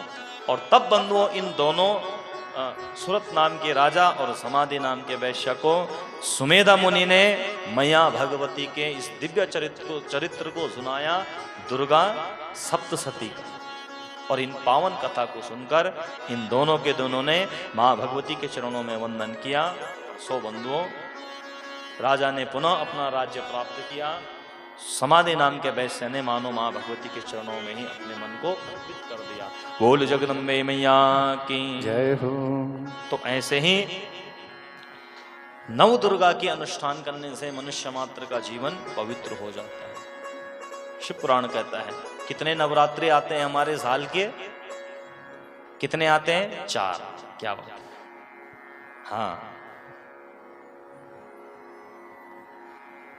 2 आते हैं बंधुओं जिनको कहा जाता है गुप्त नवरात्र, आषाढ़ के महीने में और माघ के महीने में। और 2 नवरात्र बड़े प्रचलित हैं, एक शारदीय नवरात्र और दूसरा चैत्र नवरात्र। चैत्र नवरात्र हमारा प्रारंभ होता है कि इस दिन से ब्रह्मा जी ने इस सृष्टि का निर्माण किया। उस दिन से हमारा नया वर्ष भी प्रारंभ होता है। कब से हमारा नया साल शुरू होता है? चैत्र के महीने से। और आप लोगों को संदेश प्रेषित कब करते हो? कितनी तारीख को? कितनी तारीख? जोर से बोलो। हाँ, कितने बजे? 12 बजे तक, है ना? 12 बजे किसी को संदेश भेजोगे तो वो शुभ संदेश होगा कि अशुभ संदेश होगा? है ना भाई? रात्रि को जब किसी की कॉल आती है, चाहे वो शुभ ही हो, लेकिन एक बार के लिए मनुष्य डर जाता है, क्या बात हुई होगी भाई, है ना? यद्यपि सब ठीक ठाक हो, लेकिन सनातन धर्म ने क्या कहा कि आप अपना नव वर्ष कब मनाएं? कब मनाते हैं हम? चैत्र के महीने, नवरात्र के दिन से सुंदर स्नान इत्यादि ध्यान करके, जिस दिन से जीवन में नया ही नया हो। और मां भगवती का पूजन करने से नव वर्ष हमारा प्रारंभ है ना। 1 जनवरी को जीवन में कुछ नया नहीं होता, कुछ भी नहीं। लेकिन चैत्र के महीने में जीवन में नया हर्षोल्लास आता है। बसंत ऋतु का समय, पवित्र धरा, और मनुष्य का जो हृदय है बड़ा स्वच्छ हो जाता है, पवित्र हो जाता है। और जब हर्षोल्लास जीवन में आए, नया उल्लास जीवन में आए, तो वहां से मनुष्य का जीवन पवित्र होता है। है, लेकिन विधर्मियों ने बार बार सनातन को कुचलने का प्रयत्न किया। 1 अप्रैल को क्या मनाते हो आप? मनाते हो आप? ये हमारा त्योहार नहीं है, हाँ ये फूल डे का। यहां भी बंधुओं इन्होंने साजिश रची गई।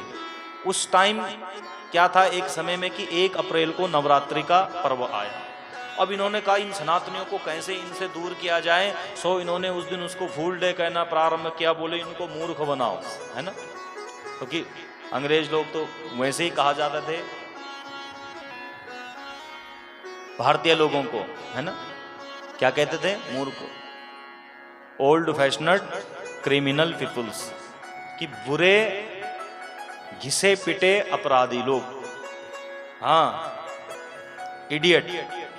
जो इंडिया है ये अपने आप को इंडियन बोल के बड़े गर्व महसूस मत करो। इंडिया शब्द की अगर आप डिक्शनरी में ढूंढोगे तो इसका अर्थ कुछ और ही मिलता है। ये कहते थे इडियट, और इडियट का अपभ्रंश हुआ इंडिया। और हमारा राष्ट्र जाना जाता है भारत से, और वो भी भारत माता से। एक ही राष्ट्र ऐसा है कि जो भारत माता है। ये जाना जाता है जम्मू द्वीप से, ये जाना जाता है अजनाब खंड से, ये जाना जाता है आर्यवर्त से, ये जाना जाता है हिंदुस्तान से। सिंधु नदी से लेकर और सिंधु सागर तक का बीच का जो भाग है वो हिंदुस्तान है। लेकिन यहां भी इन्होंने संस्कृति को कुचला, है ना। तो फूल डे सो उस दिन से फूल डे मना ले। ये कोई हमारा कोई त्योहार नहीं है, यही तो हमको समझना है, यही तो बंधुओं, यही तो सत्संग कह रहा है। लेकिन कितना मैंने कहा ना कि सत्य को छिपा लोगे लेकिन मिटा नहीं सकते सत्य को। वो एक दिन बाहर निकल कर आ ही जाएगा। सब कुछ बदल गया लेकिन सरकार अपना बजट नहीं बदल पाई। कब बजट कब निकलता है? मार्च में ही निकलता है ना। 30-31 मार्च तक सब पुराना ब्यौरा लेखा जोखा आज भी उसको चेंज नहीं कर पाए, उसको परिवर्तन नहीं कर पाए। और नया बजट कब प्रारंभ होता है? फिर अप्रैल के महीने में, और उसी समय हमारे नवरात्र इत्यादि आते हैं। उसी समय विद्यालयों का जो सत्र चेंज होता है वो अप्रैल से ही होता है ना, मार्च अप्रैल में, इसी चैत के महीने में।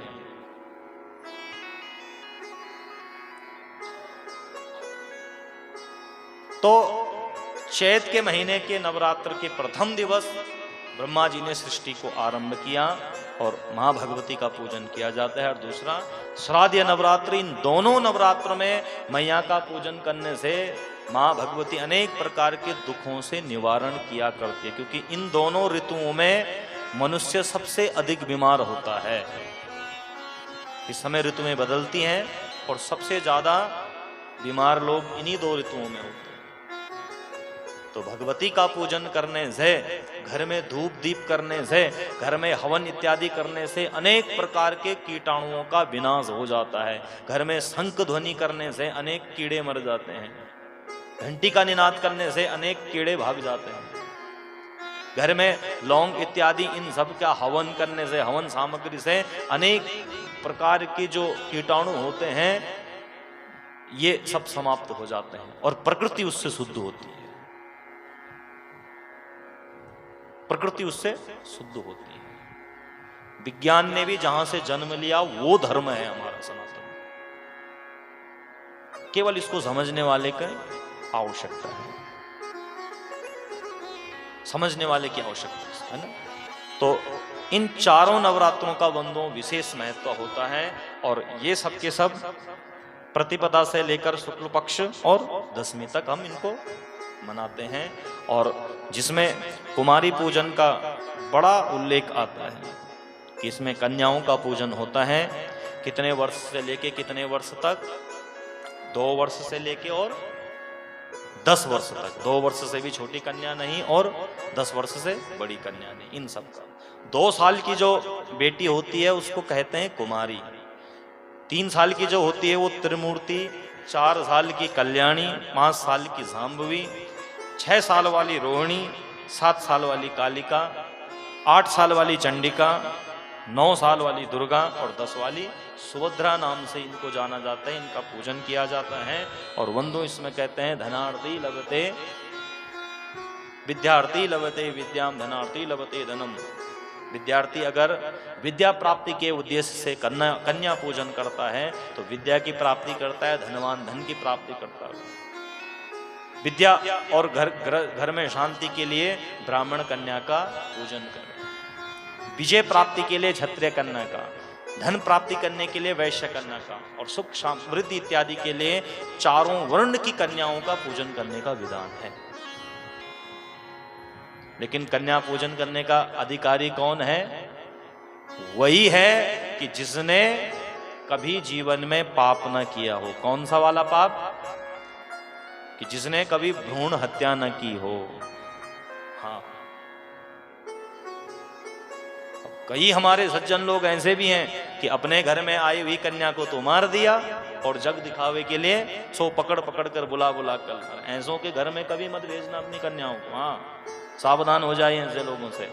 जिन्होंने अपनी संतान को नहीं बख्शा, अपनी संतान को मार दिया, वो तुम्हारी संतान के संग में कुछ भी कर सकते है ना। कुमारी पूजन करने का वही अधिकारी है कि जिसने अपने जीवन में ऐसा अघोर पाप न किया।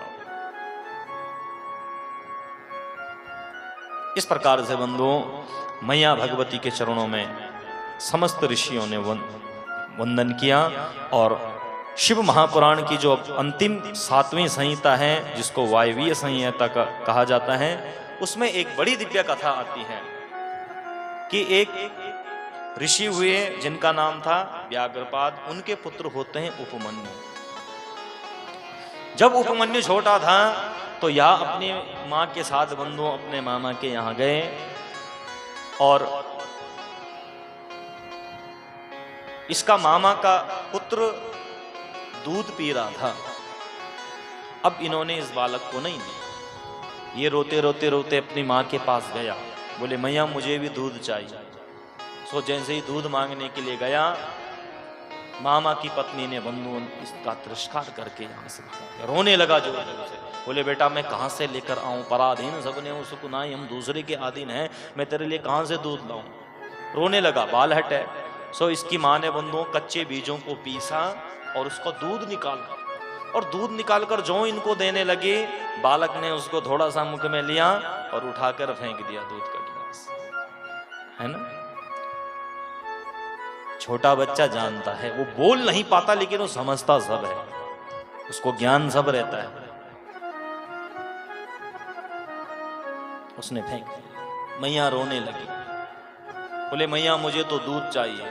तो मैया ने कहा, बोले बेटा अगर दूध ही प्राप्त करना चाहता है तो जाकर माँ अम्बा और शिव की तपस्या कर ले, क्योंकि मैया भगवती साक्षात अन्नपूर्णा के रूप में है, और जो अन्न दे सकती है वो तुझे दूध भी दे सकती है।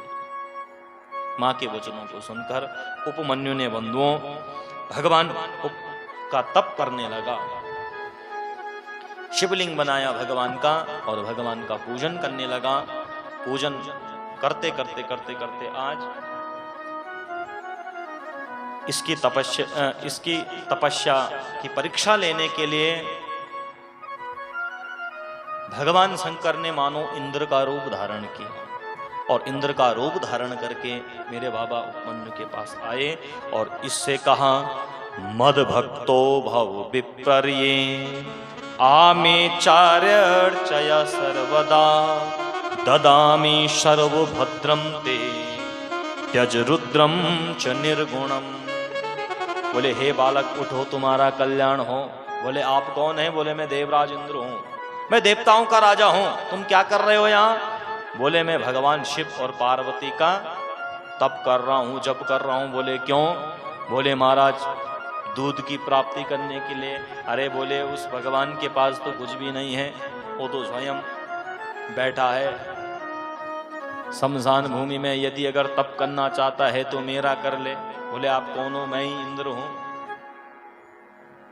बालक ने आप कहा, बोले भैया नहीं, मेरी माँ ने कहा है मैं वही करूंगा। इंद्र ने अनेक बार समझाने का प्रयत्न किया लेकिन ये बालक नहीं माना। सो जब भगवान शिव का अनादर शिव रूपी इंद्र करने लगे तो अब ये सहन नहीं कर पाया। हरिहर निंदा सुनई जे कान। इसने कहा देखो इंद्र, यदि तुम राजा होंगे देवताओं के, लेकिन यदि अगर आपने एक शब्द भी अगर मेरे बाबा के लिए कुछ कह दिया तो मैं तुम्हें श्रापित कर दूंगा। भगवान शिव ही इंद्र बनकर आए थे। 100 बंदों कहा रुको रुको बेटा रुको, और उसी इंद्र के स्वरूप से भगवान मेरे महादेव साक्षात अन्नपूर्णा के संग में प्रकट हो गए।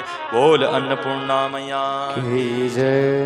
बालक ने चरणों में वंदन किया और मैया इस बालक को देखकर निहारने लगी, मंद मंद मुस्कुराने लगी और मैया ने बड़ा दिव्य आशीर्वाद इसको दिया। यहाँ गया और कहा बोले हे प्रभु, मेरे माँ के जीवन को भी उद्धार कर देना। बाबा ने कहा बोले बेटा, जिस माँ ने तुझ जैसे पुत्र को जन्म दिया हो, जिस माँ ने तुझ जैसे पुत्र को जन्म दिया हो, प्रकट किया हो, उस माँ का जीवन तो उसी दिन धन्य हो गया था। उस माँ का जीवन उसी दिन धन्य हो गया था। और उपमन्यु अनेक वरदानों को पाकर बंधुओं बड़ा विद्या बुद्धि का इन्होंने वरदान पाया और भगवान कृष्ण को भी इन्होंने बड़ा दिव्य उपदेश दिया था उपमन्यु ने। और उपमन्यु वरदान पाकर अपने घर में आया और अपनी माँ से कहने लगा।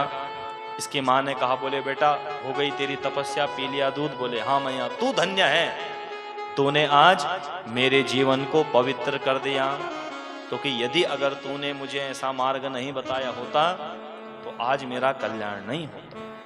तो बड़ा दिव्य ज्ञान प्राप्त करके अपनी माँ के चरणों में उपमन्यु वंदन करने लगा। आइए हम भी एक क्षण उपमन्यु के संग में वंदन करते हैं, तालियों के संग में गाइए सभी लोग बड़े प्रेम से।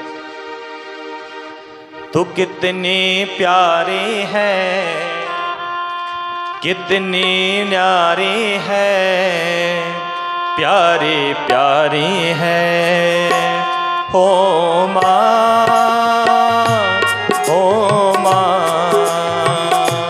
हो माँ, हो माँ, हो माँ, हो माँ, हो माँ, भोली माँ। तो कितने सुंदर है, तो कितने प्यारे हैं, प्यारे प्यारे हैं ओ माँ, ओ माँ, ओ माँ, ओ माँ। सब गाए प्रेम से जय हो।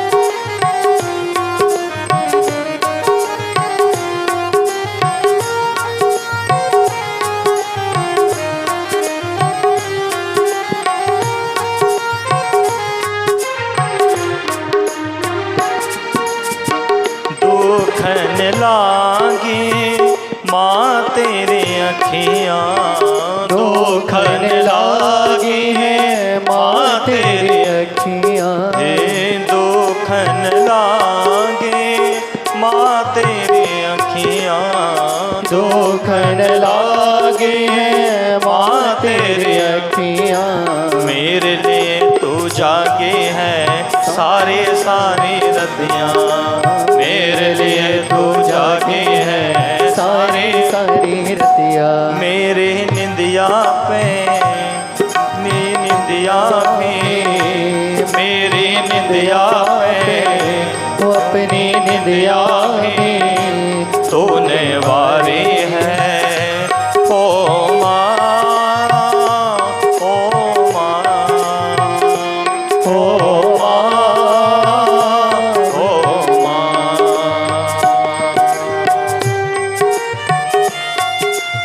प्रेम से गाइए, जय हो।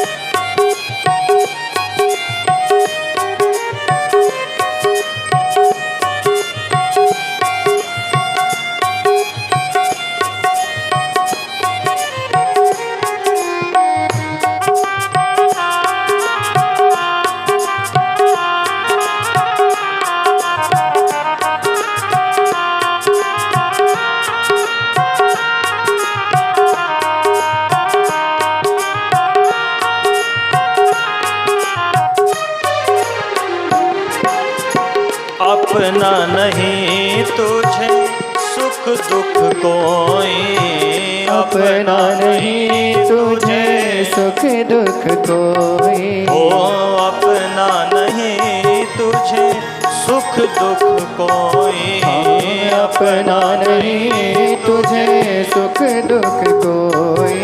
मैं मुस्काया तो मुस्काई, मैं रोया तो रोई, मैं मुस्काया तू मुस्काई, मैं रोया तू रोई। मेरे हंसने पे, मेरे रोने पे, मेरे हंसने पे, मेरे रोने पे, तू बलिहारी है। ओ माँ, ओ माँ, ओ माँ, ओ माँ, ओ माँ, ओ माँ, ओ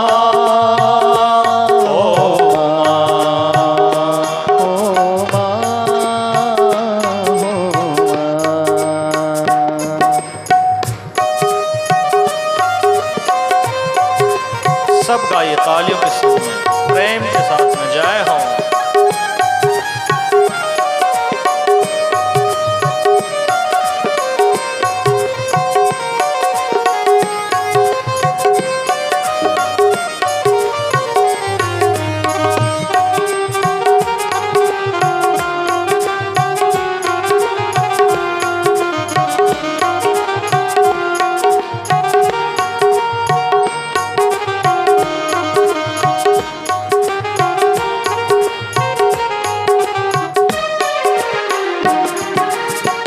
माँ बच्चों की जान होती है, माँ बच्चों की जान होती है, ओ माँ बच्चों की जान होती है, माँ बच्चों की जान होती है। होते हैं किस्मत वाले जिनकी माँ होती है, होते हैं किस्मत वाले जिनकी माँ होती है। तू कितनी प्यारी है, तू कितनी न्यारी है, तू कितनी प्यारी है, तू कितनी न्यारी है, भोली भाली है। ओ माँ, ओ माँ, ओ माँ, ओ माँ, ओ माँ, ओ माँ, ओ माँ,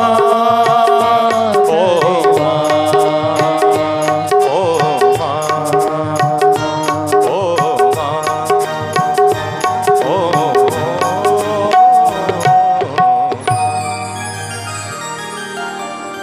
तू कितनी प्यारी है, कितनी भोली है, प्यारी प्यारी है। ओ माँ, ओ माँ, ओ माँ, प्यारी माँ।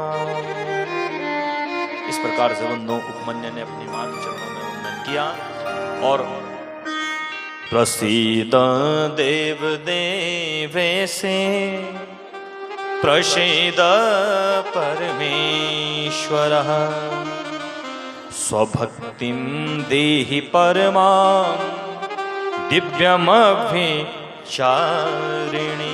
बोले हे मैया, मेरे लिए तो तू ही साक्षात देवी है, तू ही मेरे लिए साक्षात देवता हैं और अपनी माँ के चरणों में वंदन इन्होंने नमन किया और माँ के चरणों में वंदन करने से दिव्य आशीर्वाद पाकर उपमन्यु ने अपने जीवन को धन्य किया। बड़े विद्वान उपमन्यु हुए और भगवान श्री कृष्ण को भी इन्होंने बड़ा दिव्य ज्ञान अर्पण किया, बड़ा दिव्य ज्ञान दिया बंधुओं।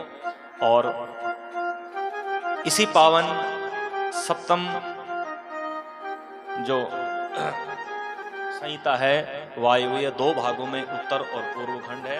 इन दोनों भागों के संग में हमारा शिव महापुराण रूपी जो 11 दिन का यह बंधुओं दिव्यानुष्ठान था, अब वहाँ विश्राम की ओर है इन्हीं शब्दों के संग में।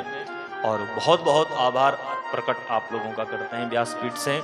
भगवान आपके जीवन को यूं ही पवित्र रखे, यूं ही पुण्यमय बनाए रखे। आपके घर, आपके कुटुंब, आपके परिवार, सब लोग परिवार में सभी लोग सुखी रहें, आनंद के संग में रहें। और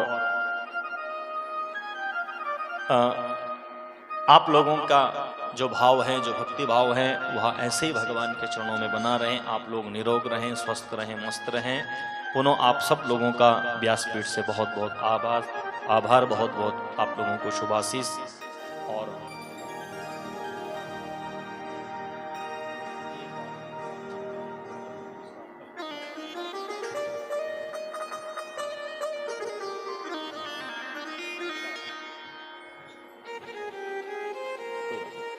तो सो बंधुओं विशेष आभार प्रकट करना चाहूँगा मंदिर समिति, शिव मंदिर समिति प्राचीन अजयपुर, जिसके वर्तमान अध्यक्ष हैं श्रीमान रोशन दसमाना जी। जोरदार तालियों से आपका स्वागत कीजिए। उपाध्यक्ष श्रीमान मुकेश शर्मा जी, महामंत्री श्रीमान दिनेश चंद्र सकलानी जी। तालियों में कमी नहीं होनी चाहिए ना, हाँ ताली बजते रहें। और सौ बंधुओं जो सचिव हैं श्रीमती पुष्पा नेगी जी, जोरदार तालियां। श्रीमान मनमोहन सिंह धनई जी जो कोषाध्यक्ष हैं, श्रीमान दयाल सिंह भंडारी जी जो कार्यकारिणी सदस्य हैं, श्रीमान लेखराज अग्रवाल जी, नवीन शर्मा जी, श्रीमान सुब्बा सिंह जी, श्रीमती जयेश्वरी रावत, श्रीमती पुष्पा सकलानी, श्रीमती शकुंतला तड़ियाल। और जो संरक्षक हैं श्रीमती रामेश्वरी वर्धवाल, और जो कि उत्तराखंड सेनानी भी रही हैं, और श्रीमान हृदयेश चंदेल जी, जिनके द्वारा आज बंधुओं विशाल भंडारे का और शिव चरणों का जो प्रसाद है वह भी आपकी ओर से उसका आयोजन किया गया है।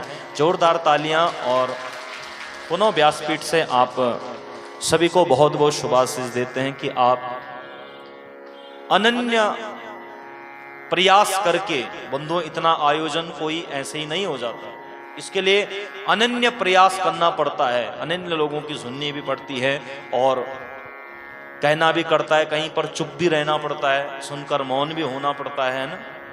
तो वो सब आप लोग भली भांति जानते हैं ना। तो ये सब किसके लिए कर रहे हैं? आप और हमारे लिए ही यह सब हो रहा है। तो आप लोग बंधुओं इसी प्रकार समिति का सहयोग कीजिए, समिति का साथ